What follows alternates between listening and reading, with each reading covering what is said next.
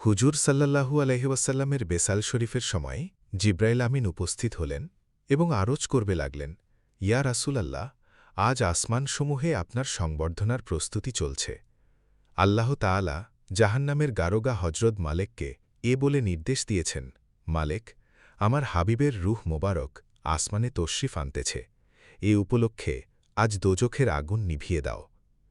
জান্নাতের হুরদেরকে বললেন, তোমরা নিজেদের সাজসজ্জা করো, এবং সমস্ত ফিরিস্তাগণকে নির্দেশ দিলেন, মুস্তাফা সাল্লাল্লাহু আলাইহি ওয়াসাল্লামের রূহ মুবারকের সম্মানের জন্য সবাই কাতারবন্দী হয়ে দাঁড়িয়ে যাও।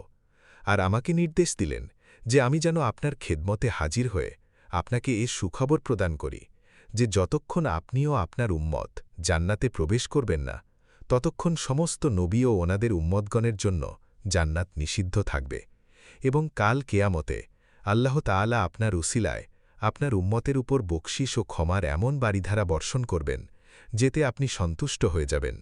সবক, আমাদের হুজুর সাল্লাল্লাহু আলাইহি ওয়াসাল্লামের সম্মান উভয় জগতে রয়েছে। জিন, মানুষ, হুর, ফিরিস্তা সবাই হুজুরের খাদেম ও বাহিনী। তিনি উভয় জাহানের বাদশাহ।